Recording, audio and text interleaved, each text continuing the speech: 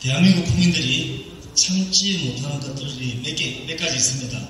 첫째가 자녀를 군대에 보냈는데 불공평한 대우, 형평성이 맞지 않는 대우를 받을 때고, 둘째는 자녀 교육 문제로 내 아이에게 조금이라도 손해를 입으면 참지 못합니다. 추미애 전 장관은 아들 구분 문제로, 조국 전 장관은 아들 교육 문제로 아마 고생할 것이라 예상이 되고 있습니다. 교육제도는 우리나라 국민 모두가 관심이 많고 높은 지위에 지명받은 자들은 자녀들 교육 문제로 사회적 우려가 일어나 창피를 당하는 경우들도 우리가 종종 신문지상을 통해서 봅니다. 윤석열 대통령이 임기 내 교육개혁을 한다고 하나 아직까지 어떻게 하겠다고 하는 안을 제시한 것이 없습니다. 아마 연구를 하고 있지만은 안을 내어놓아도 분명한 것은 국민적 공감 100%를 공감받기는 힘듭니다. 이것이 우리나라가 안고 있는 교육의 문제입니다. 학교는 학생, 학부모, 교사, 지역사회로 구성되어 있습니다. 학교 구성인 학생, 학부모, 교사, 지역사회 모두 다 학교를 바라보는 시각은 좀 부정적이고, 학생은 학생대로, 교사는 교사대로, 학부모 사회는 사회대로 불만을 가지고 있는 것이 현실입니다. 지역사회는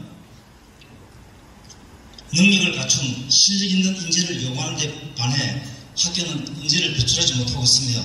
학생들은 평준화로 세척만 뺑뺑이죠. 원천 학교에 가서 학부모는 사교육 비천가로 서로들 힘들어하고 있습니다. 교사는 가르치는 일에 부과되는 일들이 많아서 모두 다 힘들어하고 있습니다. 여러분은 학교에 왜 가느냐 이렇게 물으면 공부하러 간다 이렇게 말하지 않겠습니까? 근데 실제로 따지고 보면은 가정에서, 등교길에서, 또 선생님들과는 인사, 또 교실에서 담임 선생님의 아침 조리시, 무엇을 해야 하는가 주의사항 등 이것은 보면 다 인성교육에 해당되고 있습니다. 또 이것이 영어, 여교시, 수학 이렇게 하면 또 뭡니까? 이것이 다 학과 수업입니다. 이것이 공부입니다. 교육은 학생이 학교라는 공동체 속에서 그 역할을 수행하여 연마하는 것이다 이렇게 말할 수 있습니다. 이러한 과목들을 공부를 잘하려면 어떻게 해야 되느냐? 우리 일단은 사람이 성실해야 하는 것입니다. 또 어머니도 좀 있어야 하는 것이죠. 이것은 가정교육에서 필요합니다. 본인의 노력도 있어야 하는 것이고, 이런 것을 가만히 따지고 보면 학교 현장에서의 학교 시설, 전통, 인프라 등이 학교마다 다 다릅니다. 학생들의 학생 능력 차이, 가르치는 교사들의 능력 차이, 학부모의 경제적, 사회적 차이, 종합적으로 해결을 하려고 하면 만족할 만한 학교적 해결하기가 매우 힘들고 있습니다. 교육이 학교만의 문제가 아니라 사회 문제가 되는 사회 문제로 되어 있습니다. 특히 입시제도입니다. 이 과정에서 학교 구성 요소인 교사의 실력, 능력의 차이가 중요한 것이 현실입니다.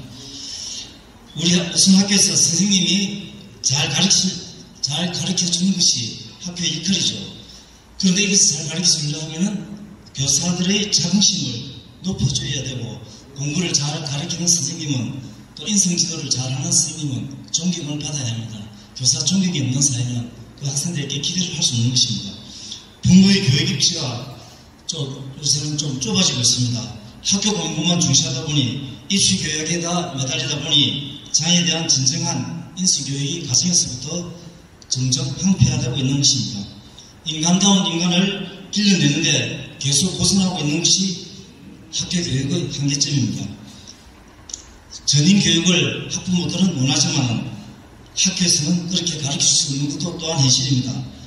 교실 내에서 학습 수준은 학생들 간의 격차가 많아 공부 잘하는 학생과 못하는 학생과의 격차는 부모의 수준에 따라 많이 차이가 나고 있는 것도 부정할 수가 없습니다.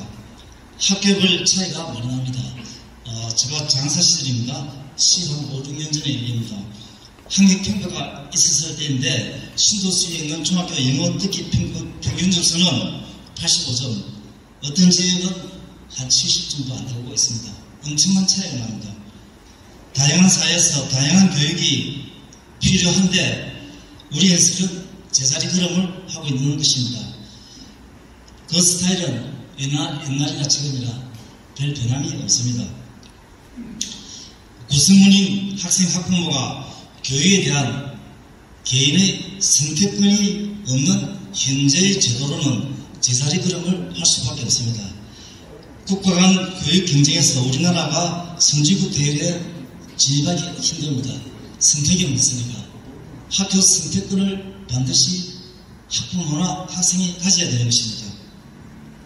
학교를 선택하지 않을 경우에 본인이 학교 선택권을 가지지 않을 경우에는 그 선택에 대한 결과를 책임을 지지 않기 때문에 요즘 학생들은 요새 젊은이들은 책임감이 옛날만큼 못합니다.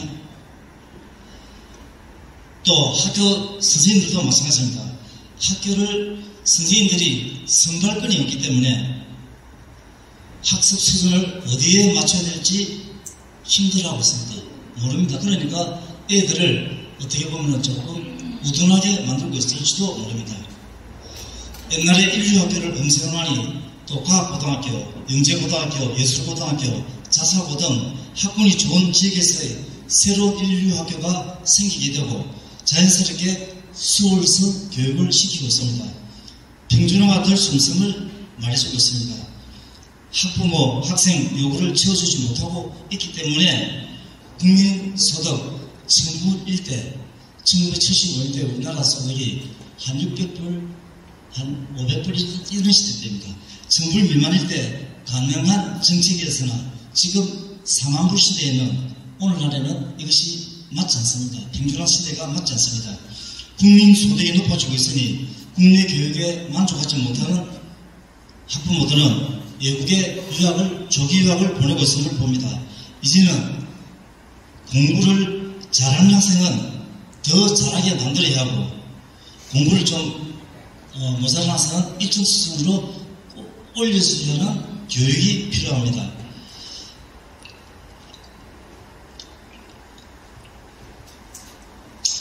우리 교육은 획일화되고 선택권이 없는 거의 교육 제도를 가지고 가실 수 있는 경쟁력이 떨어질 수밖에 없습니다.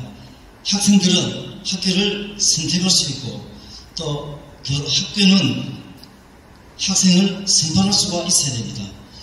이렇게 해야 지역사회가 요구하는 학생들을 길러낼 수가 있습니다. 1970년대에 중교고 평준화를 실시한 이래 지금까지 오늘날의 그 한계점이 지금 도달했습니다. 학교가 인류학교를 없애고 난 뒤 새로운 인류학교가 생기듯이 국민들 교육 욕구가 높아질수록 그에 맞는 교육 시스템을 짜야 하는 것입니다. 학교가 인류를 지향하는 노력이 경쟁을 통하여 업그레이드가 되어야 합니다. 그렇게 되어야 학생도 학부모도 지역사회도 만족할 수 있습니다. 이 첫걸음은 학생, 학부모가 학교를 선택권을 가져야 됩니다. 좀 쉽게 말하면 정교수 선생님이 가르치는 학교로 갈 것이냐, 일반 열심으로 공부 잘 가르치는 학교로 갈 것이냐, 그럼 학교 선택하면 됩니다.